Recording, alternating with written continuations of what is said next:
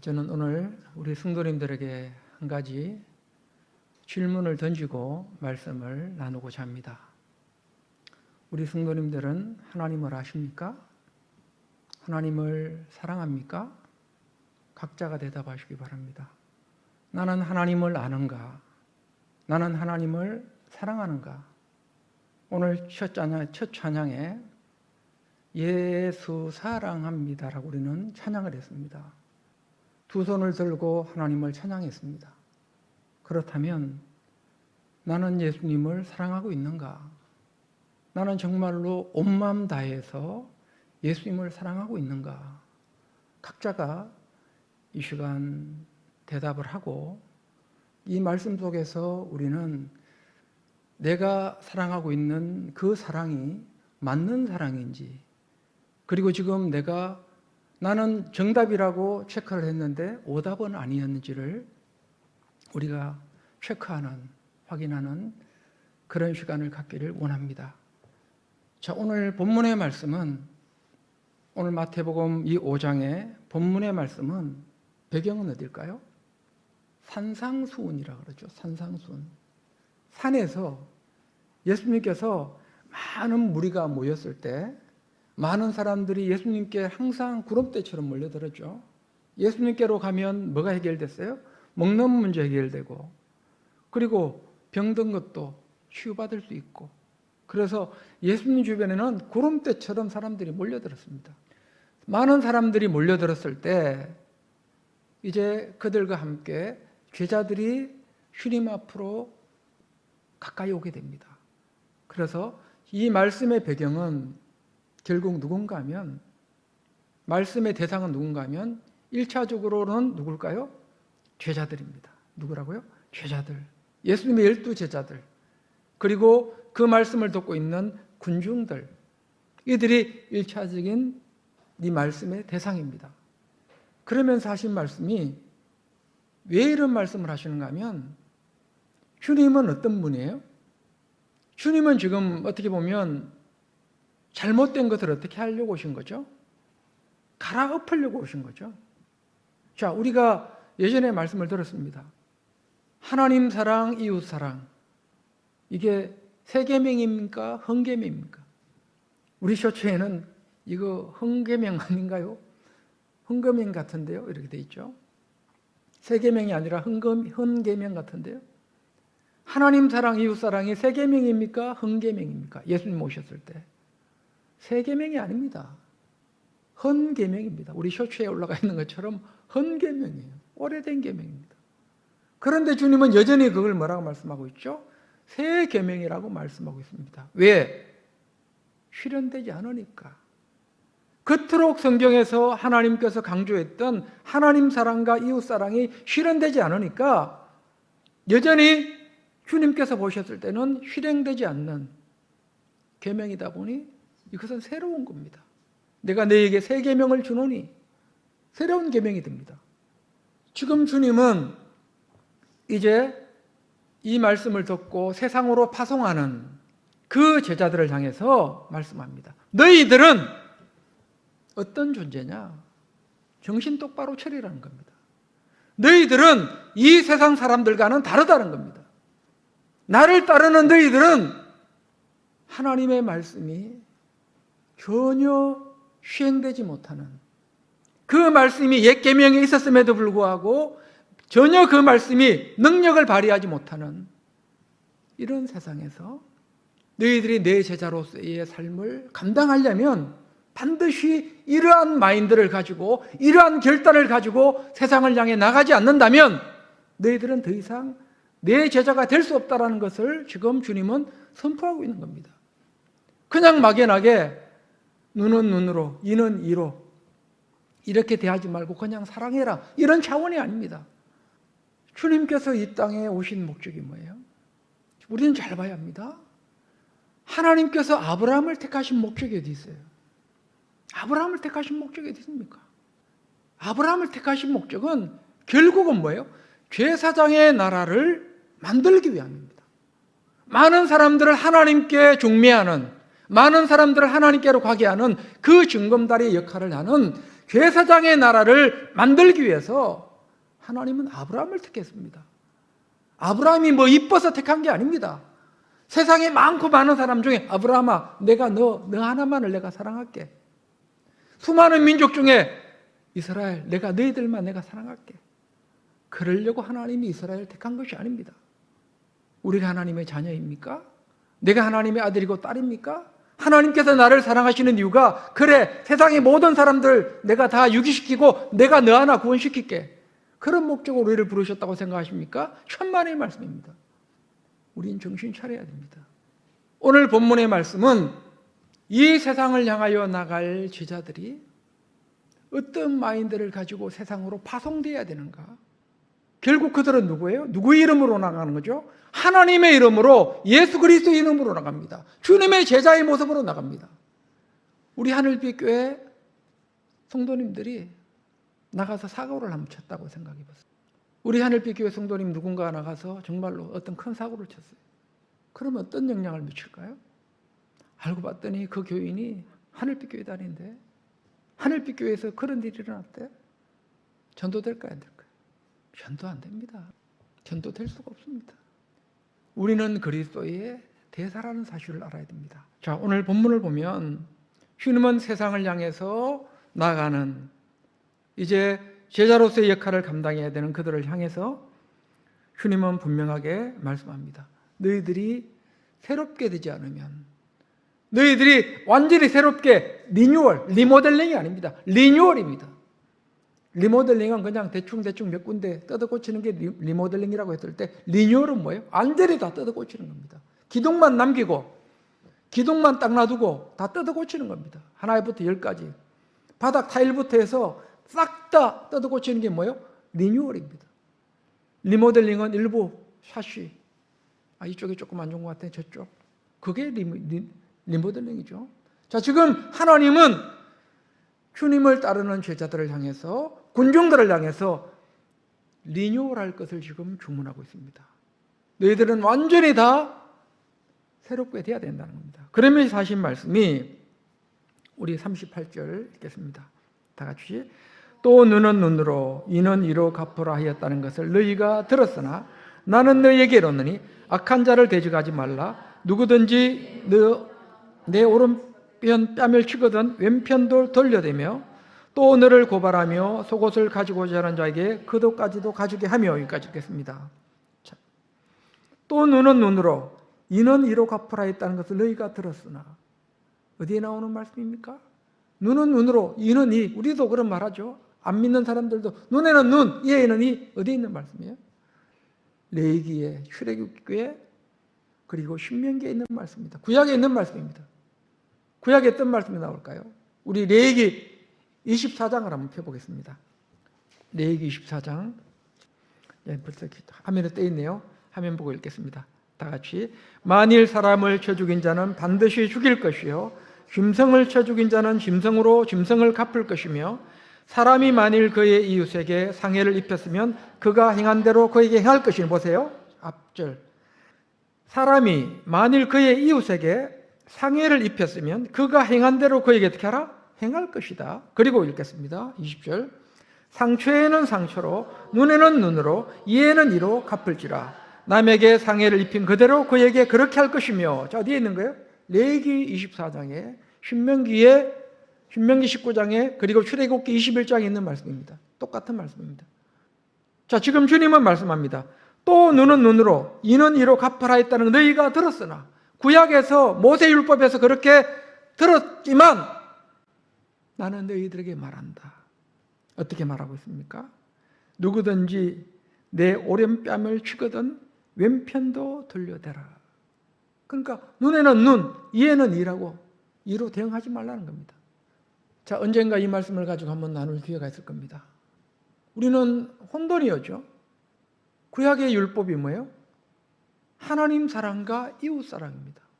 하나님 사랑과 이웃 사랑인데 눈에는 눈, 이에는 이, 이게 이웃 사랑과 맞아 떨어집니까? 반대되는 것 같죠. 충돌되는 것 같습니다. 아니, 한쪽에서는 하나님을 사랑하는 것처럼 이웃을 사랑하라고 해놔놓고 눈에는 눈, 이에는 이, 한 대 때리면 너도 한 대 때리라는 거예요. 상대가 내 오른뺨을 한 대 때렸으면 너도 한 대 때릴 자격이 있다는 거예요. 충돌이 일어나죠. 자, 그 말씀은 언젠가 다시 한번 깊이 나눌 기회가 있을 겁니다. 자, 그런데 주님은 뭐라고 말씀하시는가 하면 눈에는 눈, 이에는 이라고 되어 있지만 너희는 그렇게 들었지만 악을 악으로 갚지 말 것을 주문하고 있습니다. 악을 악으로 갚지 말 것을 지금 주문하고 있습니다. 오른뺨을 치거든 왼뺨도 돌려대라.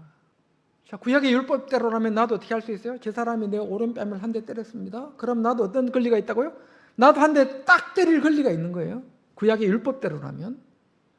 이웃 사랑이 있음에도 불구하고, 자, 이 부분은 나중에 배우게 될 거예요. 레위기 강해 때 배웠죠. 레위기 강해 때 이미 배웠습니다. 못 배우신 분들도 있지만 배웠기 때문에 그냥 패스하겠습니다. 다음에 설명하기로 하고. 그런데 주님은 여기서 더 나아가 또 어떤 말씀까지 하시는가 하면 40절에 너를 고발하여 속옷을 가지고 오자는 자에게 겉옷까지도 가지게 하라. 너한테 속옷을 요구하면 어떻게 하라고요? 겉옷까지 벗어줘라. 무슨 말씀입니까? 바보처럼 살라는 건가요? 바보가 되라는 건가요? 주님은 우리에게 바보가 되라고 말씀하시는 게 아닙니다. 바보가 되라고 말씀하시는 게 아니에요. 오른뺨을 치거든 왼뺨도 돌려대라고 하고 있고 속옷을 가지고 자는 자에게 겉옷까지도 가지게 가라고 하면서 벗어주라는 겁니다. 그리고 41절 보겠습니다. 또 누구든지 너로 억지로 오리를 가게 하거든 그 사람과 심리를 동행하고 억지로 너에게 오리를 가게 하거든 심리를 동행해라. 무슨 말씀이에요? 자, 이것은 시대적인 배경을 알아야 된다 그랬죠. 로마의 압제 시대에서 로마의 군인들은 얼마든지 피정복민들에게 짐을 씌울 수 있는 권리가 있었습니다. 예를 들어서 제가 길을 지나가는데 그 당시의 시대로 돌아가서 로마 병정이 나타나서 너 이리 와 하면 가야 됩니다. 이거 지고 가 하면 몇 리를 지고 가야 돼요? 법적으로 오리를 지고 가야 됩니다. 오리를 지고 가야 돼요. 꼼짝없이 그게 법이에요. 로마의 법입니다. 피정복민들은 꼼짝없이 오리를 지고 갈 뭐가 있어요? 의무가 있습니다. 국방의 의무가 있는 것처럼 우리 남자들이 오리를 지고 갈 의무가 있습니다. 그래서 누군가가 너에게 오리를 가자고 하거든 오리만 가지 말고 몇 리를 더 가주라고요? 2배로 더 가라. 10리를 더 가라. 20리를 더 가라는 거예요. 우리 같으면 어떻게 할까요? 아이고 오늘 취해서 없어가지고 그냥 내가 딱 걸렸네. 해필 그때 내가 나타나가지고 저 로마 병정에게 딱 걸려가지고 내가 오리를 지금 꼼짝없이 이 무거운 짐을 지고 가야 되네. 아이 오늘 취해서 없는 날이야. 그렇게 하지 마.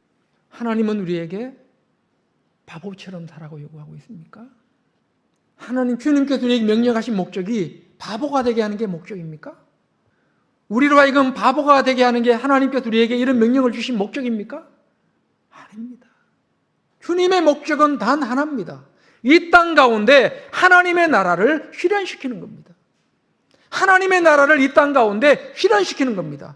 우리는 자꾸만 저 천국에 가서 뭘 하려고 합니다. 우리는 이 땅에서 뭘 만들어야 돼요? 천국을 만들어야 됩니다. 부족한 우리가 이 땅에서 하나님의 나라를 만들어야 됩니다. 우리 크리스찬들을 보면서 참 저들은 천국에 사는 사람들이다. 저들을 보니 저 사람들은 정말로 천국에 사는 사람들이다.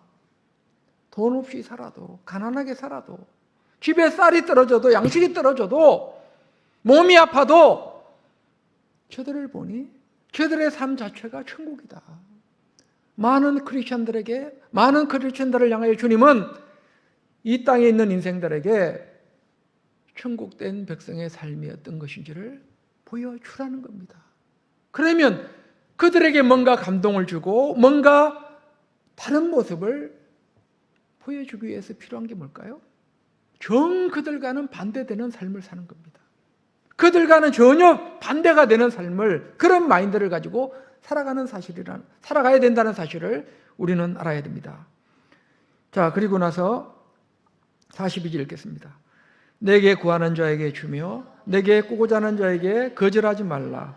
또 내 이웃을 사랑하고 내 원수를 미워하라 했다는 것을 너희가 들었으나 나는 너희에게 이르노니 너희 원수를 사랑하며 너희를 박해하는 자를 위하여 기도하라. 자, 똑같은 말씀이 나오죠. 43절에 또 내 이웃을 사랑하고 내 원수를 미워하라 했다는 것을 너희가 들었으나, 레위기 19장에 나온 말씀입니다. 원수를 미워하라 했다는 말 어디에 나옵니까? 시편에 많이 나오죠. 원수를 저주하는 말씀들. 또 레위기 방금 읽었던 24장, 출애굽기 21장, 신명기 말씀, 눈은 눈으로 이는 이로 갚으라. 이게 뭐예요? 결국은 어떤 행위입니까? 원수를 미워하는 행위죠. 결론적으로 보면. 그러나 주님은 말씀합니다. 또 내 이웃을 사랑하고 내 원수를 미워하라 하였다는 것을 너희가 들었으나 나는 너희에게 이르노니 원수를 사랑하며 너희를 박해하는 자를 위하여 기도하라. 자, 주님은 말씀합니다. 나는 너희에게 이른다. 나는 너희에게 이른다. 구약의 율법은 눈에는 눈, 이에는 이, 이렇게 할 수 있는 권리가 있지만 나는 너희에게 이른다. 너희는 원수를 사랑하며 너희를 박해하는 자를 위하여 뭐하라? 기도하라. 기도하고 있습니까? 각자가 한번 대답하십시오. 나는 정말로 기도했습니까? 나를 저주하는 사람을 향해서, 나를 미워하는 사람을 향해서 정말로 진지하게 기도한 적이 있습니까? 한두 번은 했겠죠. 그건 기도가 아닙니다. 한두 번은 누구나 다 할 수 있습니다. 억울한 일 안 믿는 사람들도 다 참을 수 있습니다. 그 정도는 다 참습니다. 주님은 분명하게 말씀합니다. 너희를 박해하는 자를 위하여 뭐하라? 기도하라. 원수를 위해서 뭐하라? 기도하라. 싫은데요? 나 기도하기 싫어요. 안 해도 됩니다. 하기 싫은 사람은 안 해도 됩니다. 안 하면 어떤 결론이 나는지를 오늘 말씀을 통해서 우리는 듣게 될 겁니다. 나 기도하기 싫은데요? 그 사람 꼴도 보기 싫은데요? 안 해도 됩니다. 결론이 공분하죠? 나중에 한번 보겠습니다. 그 사람의 말로가, 그 사람의 결과가 어떤 결과를 맞이하는지를 우리는 보겠습니다. 주님은 말씀합니다. 너희를 박해하는 자를 위하여 기도하라. 자, 이렇게 하게 될 때 45절 다 같이 읽겠습니다.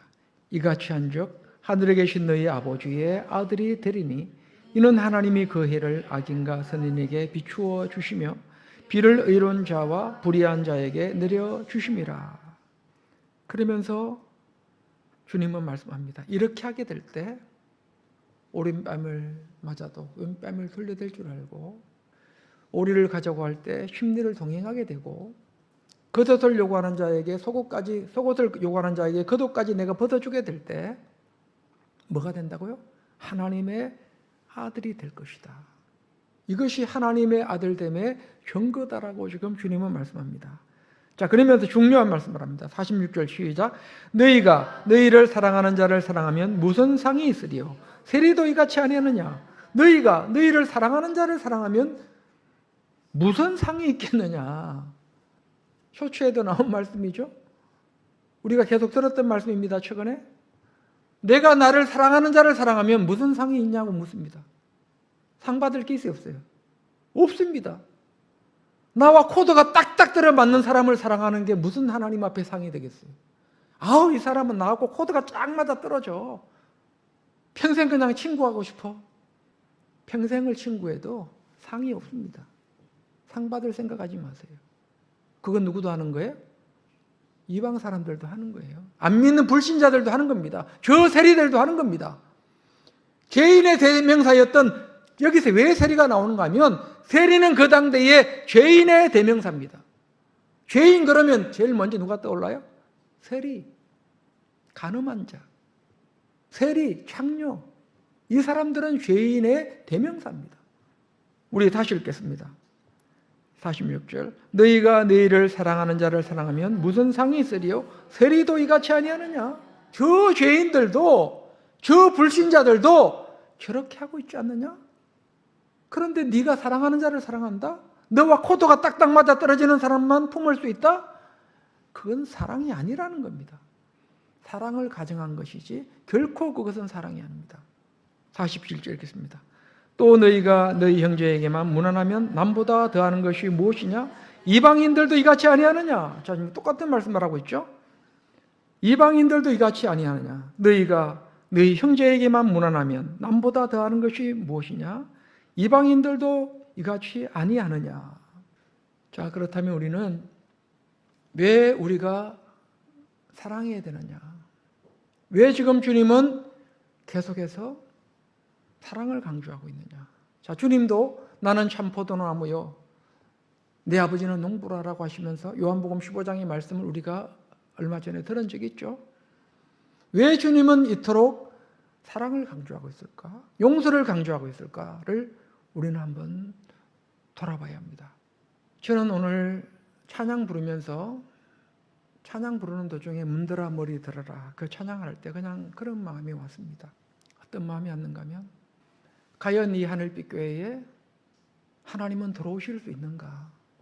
하나님께서 들어오실 수 있도록 문을 번쩍 올려놨는가? 하나님께서 이 하늘빛 교회에 들어오실 수 있도록 문을 활짝 열어놓았는가? 저는 대답을 할 수가 없었습니다. 아직 꽁꽁 닫혀있는 우리 하늘빛 교회의 문이 여전히 하나님께서 오셔야 되는데 하나님께서 열린 이 문으로 들어오셔서 우리 하늘빛 교회를 마음껏 이곳에 임재하셔서 이 하늘빛 교회를 축복하셔야 되는데 하나님은 여전히 우리가 문을 꽁꽁 닫고 있어서 들어오지 못합시다. 제가 마음의 문을 닫고 있고 어쩌면 우리 성도님들이 문을 닫고 있는 것은 아닌가라는 생각을 해봅니다. 주님께서 나는 참 포도나무요 내 아버지는 농부라 하실 때 사랑을 강조하시면서 사랑의 열매를 강조하시면서 약속하신 게 있었죠. 우리가 사랑으로 충만하게 될 때 누가 이삿짐을 싸고 오신다고요? 이삿짐 싸서 어디로 오신다고요? 우리한테로 이사 오신다 그랬죠. 이삿짐을 싸서 저 멀리 사시는 우리 주님이 이삿짐을 싸서 죄 마음속으로 이사를 오겠다고 우리에게 이사 오시겠다고 약속하셨습니다. 하나님께서 우리에게 임재하시겠다고 약속하셨습니다. 그러면 어떤 일이 벌어진다고요? 무엇이든지 원하는 대로 다 어떻게 할 수 있다고요? 구하는 대로 다 받을 수 있다는 말씀 들었죠? 기억나십니까? 요한복음 15장 한번 준비해 주세요. 주님께서 우리에게 이사를 오시겠다는 겁니다. 우리 안에 거하시겠다는 겁니다. 나와 함께 사시겠답니다.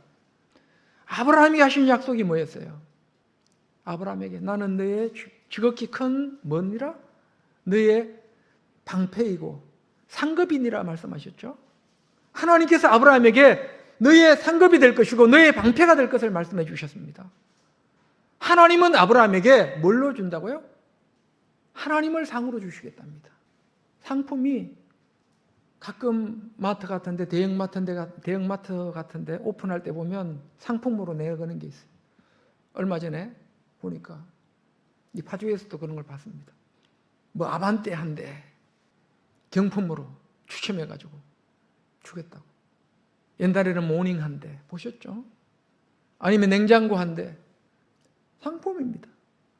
그런데 하나님은 아브라함이 어떤 약속하셨어요? 내가 네 상이 돼줄게. 하나님을 상으로 주시겠답니다. 누구한테? 아브라함에게. 자, 그러면 아브라함은 하나님을 상으로 받았으니 못할 일이 있어요, 없어요? 없습니다. 엄청난 복입니다. 지금 이러한 약속을 누구한테 하고 있다고요? 하나님의 계명을 지키는 하나님의 사랑으로 충만한 하나님의 은혜자들에게 똑같은 약속을 하고 있다는 사실을 알아야 됩니다. 요한복음 15장 16절 다 같이 읽겠습니다. 다 같이 시작. 너희가 나를 택한 것이 아니요 내가 너희를 택하여 세웠나니 이는 너희로 가서 열매를 맺게 하고 또 너희 열매가 항상 있게 하여 내 이름으로 아버지께 무엇을 구하든지 다 받게 하려 함이라 나오죠. 내 이름으로 아버지께 무엇을 구하든지 어떻게 하기 위한 것이다? 다 받게 하기 위한 것이다. 하나님의 사랑으로 우리가 충만하게 될 때 결국 하나님은 우리에게 이런 복을 주시기 위해서 우리에게 뭘 요구하신다고요? 사랑을 요구하고 있다는 사실을 알아야 됩니다. 무조건 사랑이 아니라 결국은 뭐예요? 하나님의 거룩한 공동체를 세우는 것을 뛰어넘어서 결국 누구도 복받기 위한 거라고요? 우리를 위한 것이다. 우리에게 복 주시기 위한 하나님의 깊은 섭리가 이 속에 담겨 있다는 말씀을 우리는 들었습니다. 우리 요한 1서로 가보겠습니다. 요한 1서에는 어떤 말씀을 하고 있는지 우리 한번 가보겠습니다. 자, 우리가 사랑하지 않게 될 때 어떤 일이 일어나는지 한번 보겠습니다. 1장 5절부터 읽겠습니다. 다 같이 시작. 우리가 그에게서 듣고 너희에게 전한 소식은 이것이니 곧 하나님은 빛이시라 그에게는 어둠이 조금도 없으시다는 것이니라. 보세요.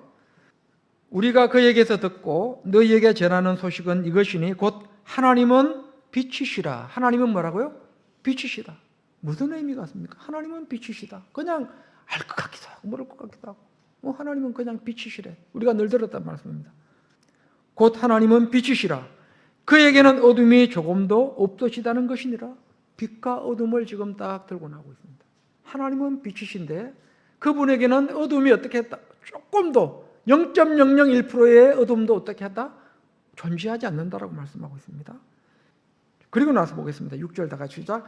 만일 우리가 하나님과 사귐이 있다 하고 어둠에 행하면 거짓말을 하고 진리를 행하지 아니함이거니와. 보세요. 만일 우리가 하나님과 사귐이 있다고 우리가 하나님을 믿고 하나님을 사랑한다고 하면서 하나님과 사귀고 있다고 말하면서도 어둠에 행하면 거짓말을 하고 진리를 행하지 않는 자다라고 지금 말씀하고 있습니다.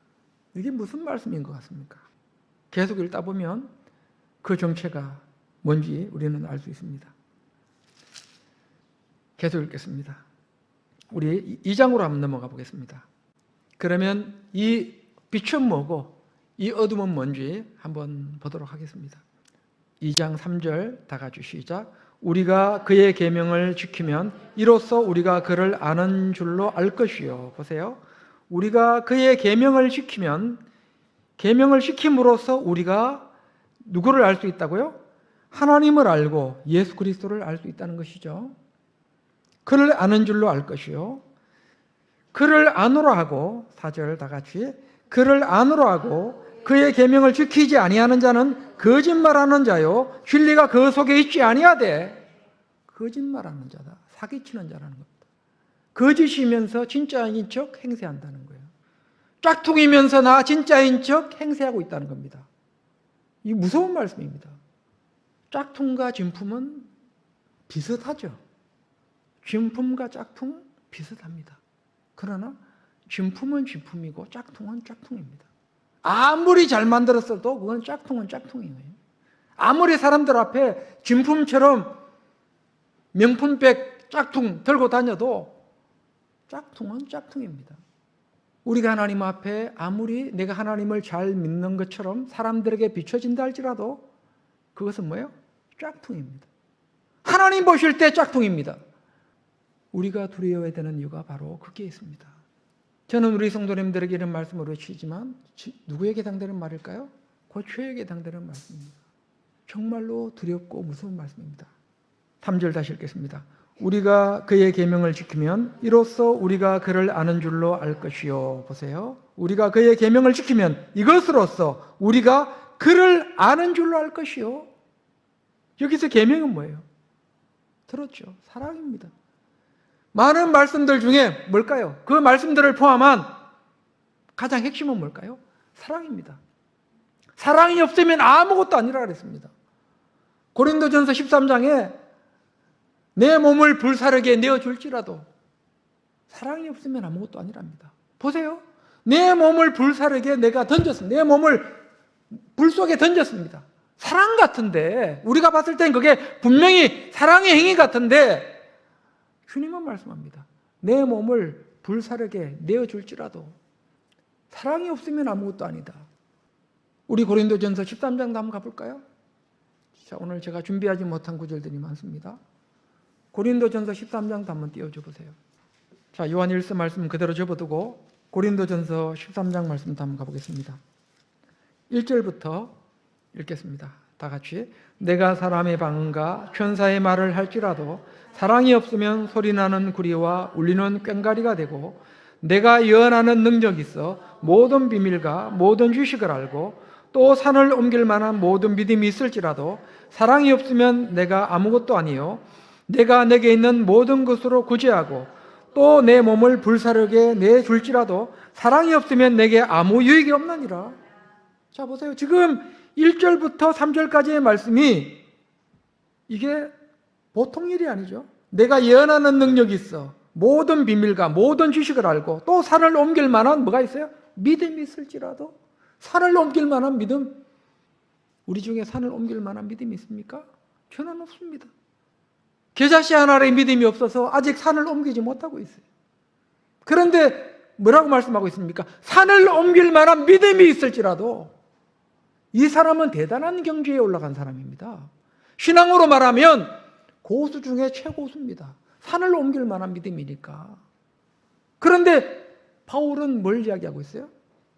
산을 옮길 만한 믿음이 있을지라도 사랑이 없으면 내가 아무것도 아니다. 그거는 꽝이라는 거예요. 꽝. 꽝이라는 겁니다. 꽝. 사랑이 없으면 우리의 모든 행위가 하나님 앞에 뭐라고요? 꽝! 두 손 걷어붙이고 김치 담았습니까? 바다에 한다고 쇼츠에 올라와 있는 걸 두 손 걷어붙여가지고 열심히 김치 담아가지고 바다에 했습니까? 열심히 맛있는 음식 준비해서 우리가 우리 형제 교우들을 공개하고 있습니까? 열심히 우리가 하나님 앞에 두 손을 들고 찬양을 하고 있습니까? 교회가 어렵다고 할 때 십시일반 우리가 어려운 중에도 하나님 앞에 내 살을 떼듯이 하나님 앞에 헌금을 드렸습니까? 교회가 어렵다고 할 때 정말로 내 모든 것을 털어서 하나님 앞에 봉헌했습니까? 바울은 말합니다. 그거 다 꽝이야. 너 한 거 뭐입니까? 왜 우리가 하나님 앞에 쌓은 상급을 꽝으로 만들려고 합니까? 왜 현재 우리가 하고 있는 이 일들을 다 꽝으로 만들려고 하고 있는지를 돌아봐야 합니다. 사랑이 없으면 바울은 말합니다. 꽝이다, 꽝. 하늘빛 교회 여전히 문이 닫혀 있지 않은지를 우리는 돌아봐야 합니다. 하나님의 임재가 하나님께서 마음껏 들어오실 수 있도록 주님 오시는 그 길에 우리는 양탄자는 깔지 못할지라도 주님께서 들어오실 수 있도록 문을 활짝 열어놨는지, 내 자신을 십자가에 못 박았는지, 십자가에 못 박혔습니까? 정말로 내가 십자가에 못 박혔습니까? 주님은 말씀합니다. 나를 따라오리거든 너 자신을 어떻게 하라? 부인하라. 그리고 십자가에 못 박으라. 부인한다는 건 뭐 십자가에 못 박으라는 겁니다. 내가 십자가에 못 박혔듯이 너희들도 십자가에 못 박히지 않으면 절대로 너희들은 내 뒤를 따라올 수 없다. 십자가에 못 박아야 됩니다.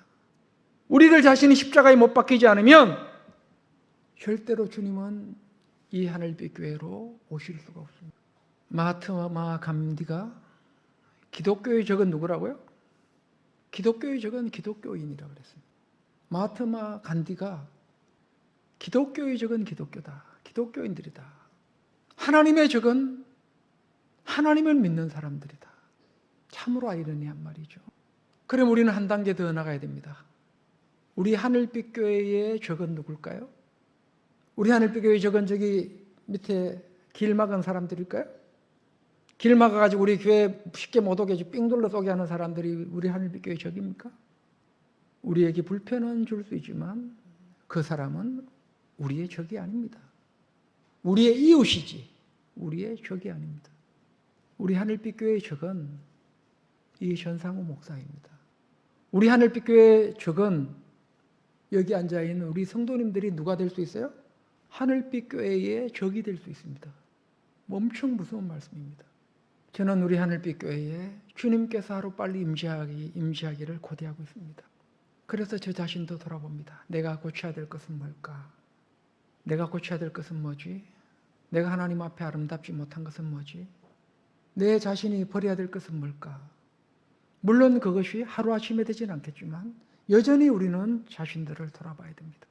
하나님께서 마음껏 이 하늘빛 교회에 임재하실 수 있도록 우리가 양탄자는 깔지 못할다 할지라도 마음껏 오셔서 이 하늘빛 교회에 임재하셔서 이 하늘빛 교회를 통해서 하나님께서 마음껏 일하실 수 있는 복을 주실 수 있는 그 일을 위해서는 나는 어떤 존재가 되어야 될까?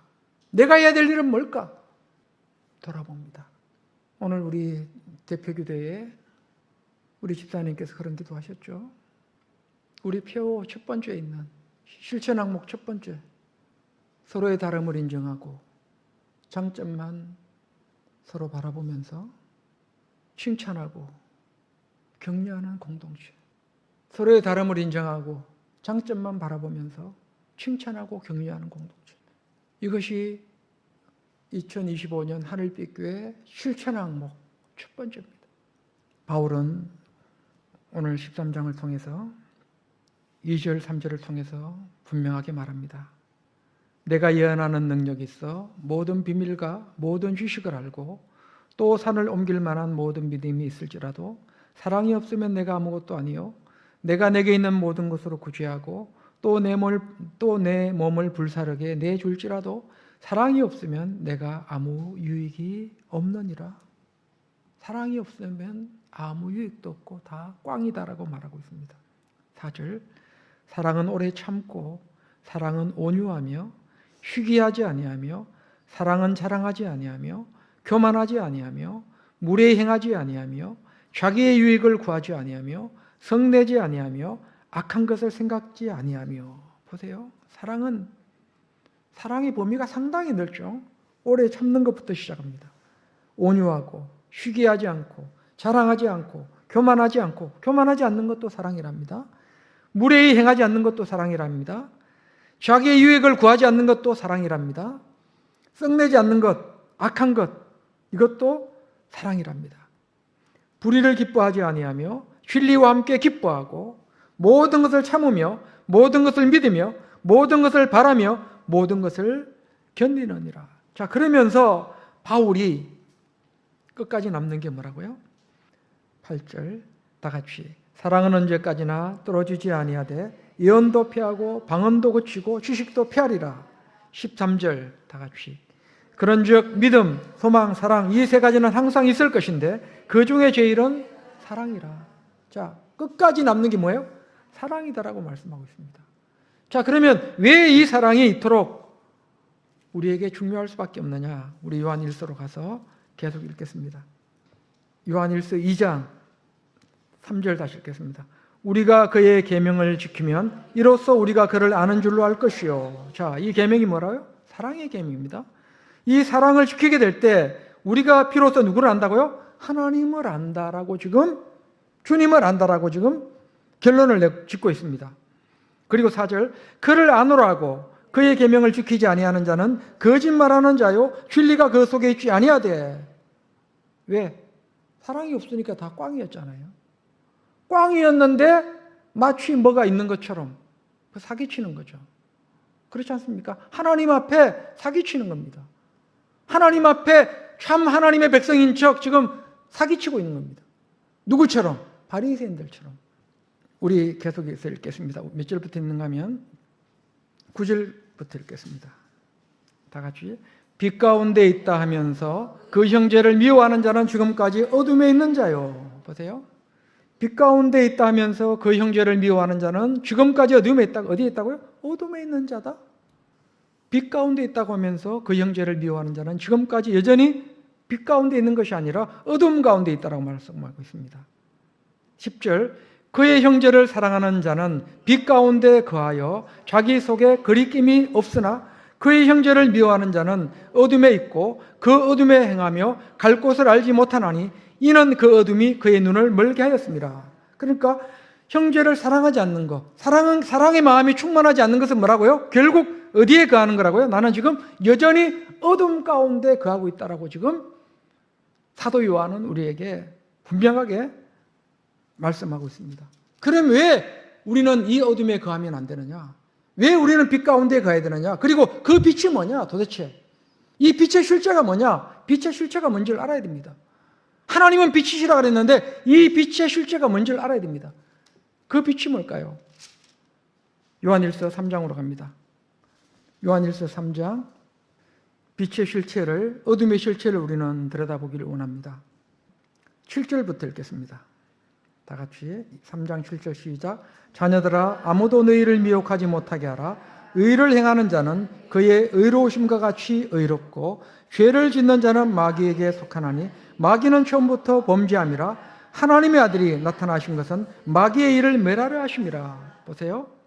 의를 행하는 자는 그 의로우심과 같이 의롭고 죄를 짓는 자는 누구에게 속했다고요? 마귀에게 속해 있다. 그럼 이 죄가 뭔지를 한번 봐야 됩니다. 죄가 여러 종류가 있죠. 하나님의 아들이 나타나신 것은 마귀의 일을 멸하기 위해서다라고 되어 있습니다. 우리 계속 9절부터 읽겠습니다. 계속 하나님께로부터 난 자마다 죄를 짓지 아니하나니 이는 하나님의 씨가 그의 속에 거함이요 그도 범죄하지 못하는 것은 하나님께로부터 났습니다.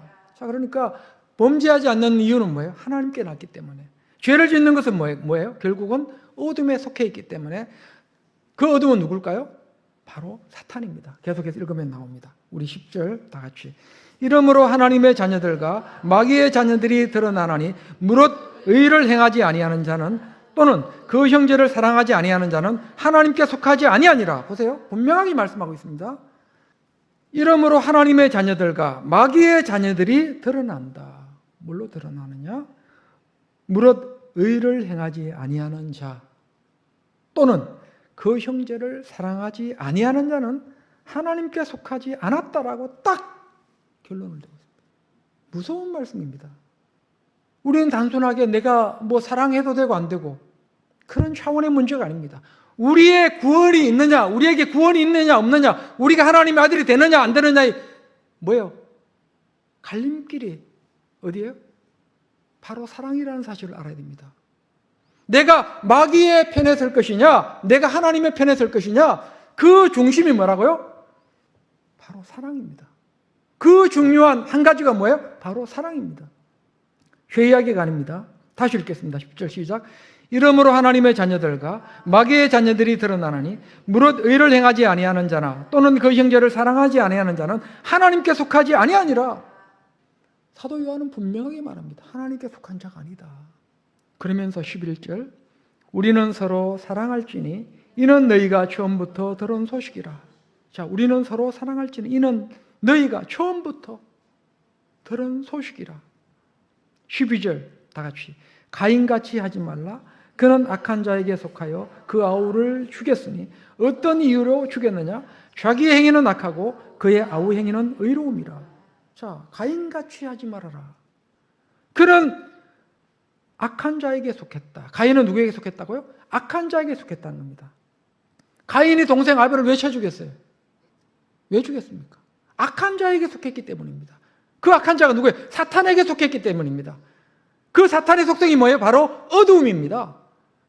하나님은 빛이시고 하나님은 빛이시고 그 빛의 실체가 뭘로 드러날까요? 사랑으로 드러나죠. 빛의 실체는 사랑입니다. 우린 자꾸 빛, 뭐 하얀 불빛만 생각하는데 추상적으로 생각하지 마십시오. 빛의 실체는 사랑입니다. 가인은 어둠을 사랑했습니다. 그리고 그 가인은 사탄에게 속해 있었습니다. 왜? 사탄의 속성이 뭐예요? 어둠입니다. 그 어둠에 뭘로 드러나요? 나중에 죄로 드러나죠. 12절 다시 읽겠습니다. 가인같이 하지 말라. 그는 악한 자에게 속하여 그 아우를 죽였으니 어떤 이유로 죽였느냐? 자기의 행위는 악하고 그의 아우 행위는 의로움이라. 이유는 간단합니다. 가인이 아벨을 쳐 죽인 것은 자기의 행위가 악하기 때문입니다. 아벨의 행위는 아름다웠기 때문에. 아벨은 의인이었죠. 자기의 행위가 악하다 보니까 그 아비가 사탄이다 보니까 그 아비가 어둠이다 보니까 어떻게 합니까? 돌로 쳐 죽였어요. 그러면 우리는 돌아봐야 돼요. 내게 사랑이 없다? 이거는 단순한 난 사랑이 없는 사람 같다. 이런 차원이 아닙니다. 그 뒤 배후에 누가 있어요? 마귀가 있다는 겁니다. 사탄이 그 사람을 잡고 있다는 겁니다. 아직. 무서운 말씀입니다. 마귀가 그 사람을 지금 조종하고 있다는 겁니다. 단순하게 우리가 사랑하고 안 하고 내 자유가 아닙니다. 내가 진리 편에 설 거냐 아니면 거짓 편에 설 거냐의 중차대한 문제입니다. 하나님이 우리 속에 임재해서 내가 복을 받고 못 받고 이런 차원의 문제가 아닙니다. 내가 진리 가운데 서 있느냐 거짓 가운데 서 있느냐의 중요한 문제가 바로 이 사랑이라는 사실을 알아야 됩니다. 자, 그러면서 14절 읽겠습니다. 거기에 어떤 이야기를 하고 있는지도 보충 설명하고 있습니다. 14절 시작. 우리는 형제를 사랑함으로 사망에서 옮겨 생명으로 들어간 줄을 알거니와 사랑하지 아니하는 자는 사망에 머물러 있느니라. 보세요. 제 말입니까? 우리는 형제를 사랑함으로 사망에서 옮겨 어디로 들어간다고요? 생명으로 들어간 줄을 알거니와 사랑하지 아니하는 자는 어디에 머물러 있다고? 여전히 사망에 머물러 있습니다. 사망은 누가 주관해요? 죄의 싹은 사망이죠. 죄의 근원이 누구예요? 마귀죠. 사탄 마귀죠. 그럼 내 뒤에 누구 있는지, 누가 있는지를 봐야 됩니다. 우리 뒤에 누가 있습니까? 하나님이 계십니까? 주님이 계십니까? 아니면 사탄이 지금 나를 배후 조종하고 있습니까? 15절 읽겠습니다. 그 형제를 미워하는 자마다 살인하는 자니 살인하는 자마다 영생이 그 속에 거하지 아니하는 것을 너희가 아는 바라. 자, 그 형제를 미워하는 것. 에이, 저 사람 나 코드가 안 맞아. 에이, 이미 뭘 저질렀어요? 살인했습니다. 왜? 그 뒤에 누가 있어요? 그 배후 세력이 누구예요? 마귀죠. 가인의 배후 세력이 누구예요? 마귀입니다. 사탄입니다. 어둠입니다. 무서운 말씀입니다. 그 형제를 미워하는 자마다 살인하는 자니 살인하는 자마다 영생이 그 속에 거하지 아니하는 것을 너희가 아는 바라. 너희들도 알고 있지 않느냐? 자, 그러면서 이제 요한복음 15장의 말씀처럼 사랑으로 충만하게 될 때 요한복음 15장 주님께서 하신 말씀을 똑같이 사도 요한도 지금 하고 있습니다. 우리 한번 보겠습니다. 21절 다 같이. 사랑하는 자들아, 만일 우리 마음이 우리를 책망할 것이 없으면 하나님 앞에서 담대함을 얻고, 보세요. 사랑하는 자들아, 만일 우리 마음이 우리를 책망할 것이 없으면, 내가 사랑으로 충만하고 하나님 앞에 거리낌이 없다면 하나님 앞에 뭘 얻는다고요? 담대함을 얻는다. 하나님 앞에 담대함을 얻어서, 하나님, 제가 어떻게 살아왔는지 아시죠? 제 기도 제목 이거 하나님 해결해 주세요. 당당하게 요구할 수 있다는 겁니다. 어떻게 해요? 당당하게 요구하십시오. 저는 아직 하나님 앞에 당당하게 요구하지 못하는 게 너무나도 많습니다. 우리 성도님들은 당당하십니까? 당당하기를 원합니다. 당당하면 하나님 앞에, 하나님, 저 아시지요? 제가 어떻게 살아왔는지 하나님 아시지요? 저 오른뺨 한 대 맞았을 때 제가 왼뺨 돌려드신 것 같아. 기억하시죠? 오리를 가자고 할 때 제가 주님의 이름으로 십리를 가신 거 알고 계시죠? 제 속옷을 달라고 할 때 제가 겉옷까지 벗어주신 거 하나님 다 보셨죠? 하나님, 저 이런 문제가 있어요. 이 문제 해결해 주세요. 제가 말씀대로 살았기 때문에 하나님 저 그런 권리 있어요. 제 기도에 응답해 주실 권리가 있어요. 하나님은 적극 응답해 주세요. 우리는 그런 믿음의 단계까지 나갈 수 있기를 원합니다. 다시 읽겠습니다. 21절. 사랑하는 자들아, 만일 우리 마음이 우리를 책망할 것이 없으면 하나님 앞에서 담대함을 얻고 무엇이든지 구하는 바를 그에게서 받나니 이는 우리가 그의 계명을 지키고 그 앞에서 기뻐하시는 것을 행함이라. 자, 다 나온 말씀이죠. 요한복음 15장에 나오는 말씀, 계속 들었던 말씀입니다. 자, 이제 중요한 말씀을 합니다. 우리 20절 4장, 요한일서 4장 20절 한번 읽어보겠습니다. 20절 읽기 전에 12절도 한번 읽겠습니다. 12절 똑같은 말씀입니다. 다 같이. 어느 때나 하나님을 본 사람이 없어되 만일 우리가 서로 사랑하면 하나님이 우리 안에 거하시고 그의 사랑이 우리 안에 온전히 이루어지느니라. 하나님 이사 오신다는 말씀이죠. 20절. 누구든지 하나님을 사랑하노라 하고 그 형제를 미워하면 이는 거짓말하는 자니 보는 바 그 형제를 사랑하지 아니하는 자는 보지 못하는 바 하나님을 사랑할 수 없느니라. 딱 결론냅니다. 눈에 보이는 형제를 사랑하지 못하는 자가 하나님을 사랑하겠다고? 웃기지 말아라. 너 지금 나한테 장난치냐? 하나님 하신 말씀입니다. 너 나한테 장난쳐? 꽝인, 아무것도 아닌 그 꽝을 들고 와서 나한테 지금 나를 사랑한다고 지금 너 공갈치고 있어? 우리가 하나님 앞에 가지고 가는 것이 꽝이 아닌지를 들여다보기를 원합니다. 21절 다 같이. 우리가 이 계명을 주께 받았나니 하나님을 사랑하는 자는 또한 그 형제를 사랑할지니라. 자, 그러면서 오늘 중요한 결론이죠. 나는 하나님을 아는가? 각자가 대답하라 그랬습니다. 하나님을 사랑하고 있는가? 각자가 대답을 했을 거예요. 그러면 답이 맞는지 안 맞는지 봐야, 지금 우린 답을 찾아가고 있죠. 4장 7절 읽겠습니다. 다 같이 시작. 사랑하는 자들아, 우리가 서로 사랑하자. 사랑은 하나님께 속한 것이니 사랑하는 자마다 하나님으로부터 나서 하나님을 알고 사랑하지 아니하는 자는 하나님을 알지 못하나니 하나님은 사랑이십니다. 자, 분명히 말씀하겠습니다. 사랑하는 자마다 하나님으로부터 나서, 그 근본이 누구라고요? 하나님이라는 겁니다. 자, 사랑하는 자는 하나님, 그 근본을 거슬러 올라가면 누구라고요? 하나님이라는 겁니다. 반대로 가인의 근본을 거슬러 올라가면 누구예요? 마귀였죠. 자, 우리는 이것을 분명하게 해야 됩니다.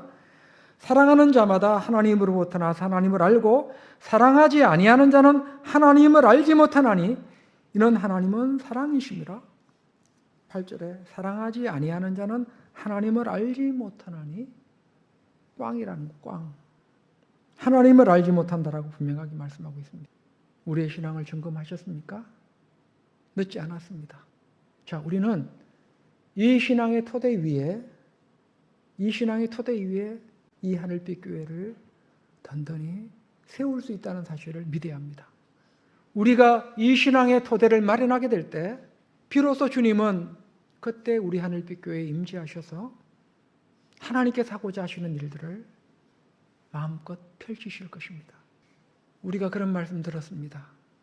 나 한 사람은 대단히 중요하다. 하나님은 그 책임을 누구에게 묻는다고요? 한 사람의 죄를 지었을 때 그 책임을 누구에게 묻는다고요? 전체에게 묻는다 그랬습니다. 나 한 사람의 죄를 나 한 사람에게만 묻는 것이 아니라 전체 이스라엘 백성들에게 하나님은 물으십니다. 육적 이스라엘이 가나안 땅에 몇 년 만에 들어갔습니까? 40년 만에 들어갔습니다. 보름이면 갈 수 있는 길을 룰루랄라 노래 부르면서 가다시다 해도 보름이면 갈 수 있는 길을 40년 걸렸어요. 하나님께서 40년 걸게 만들었습니까? 보름이면 갈 수 있는 길을 그들은 40년 만에 갔습니다. 저는 우리 하늘빛 교회가 이런 교회가 돼서는 안 됩니다. 보름 만에 갈 수 있는 길은 보름 만에 가야 됩니다. 그러려면 어떻게 해야 돼요?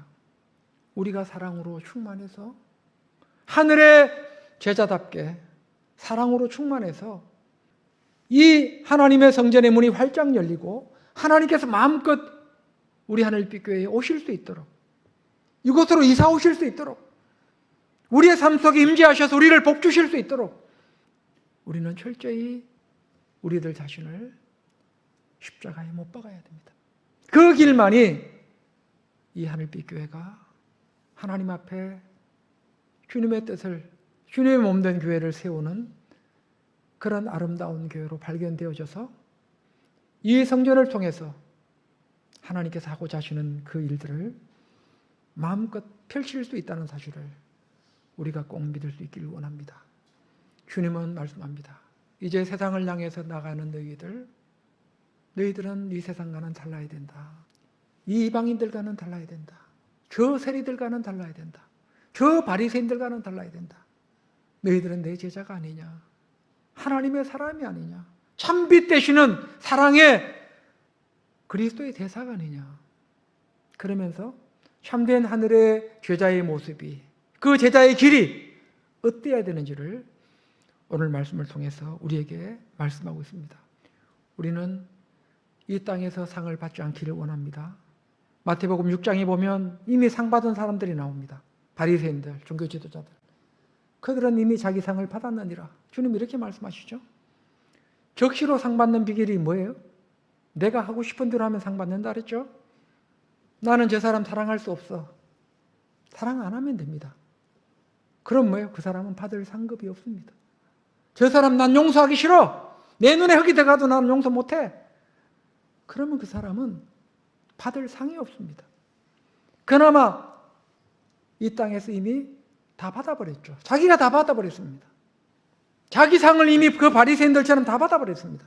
바리새인들은 자신의 의로움을 드러내면서 자기의 상을 사람들에게 다 받았습니다. 자, 그러면 우리 역시 마찬가지입니다. 내가 하고 싶은 대로 하는 순간 우리는 이미 어떤 사람이 돼요? 자기 상을 받는 사람들이. 그런데 그 상이 우리한테 전혀 도움이 안 되는 상입니다. 전혀 살림비천에 보탬도 안 되는 상입니다. 그런 상은 받지 않기를 원합니다. 그건 상도 아닙니다. 하나님께 상을 받을 수 있기를 원합니다. 오른뺨을 때렸을 때 왼뺨을 돌려보십시오. 그 수치를 참고 왼뺨을 돌려보세요. 쉬운 일이 아니죠. 그게 상으로 바뀐다는 겁니다. 내가 억울한 일을 당했을 때 그 억울함을 풀지 않고 하나님 앞에 한나처럼 기도하게 될 때 그것이 뭐로 바뀐다고요? 상으로 바뀝니다. 우리는 하나님 앞에 받을 상이 많기를 원합니다. 하늘의 제자들이 되어서 마지막 하나님 앞에 가서 이 땅에서 받지 못했던 그 상을 마음껏 받을 수 있는 그런 성도들로 마지막까지 발견되시기를 주님의 이름으로 간절히 축복합니다.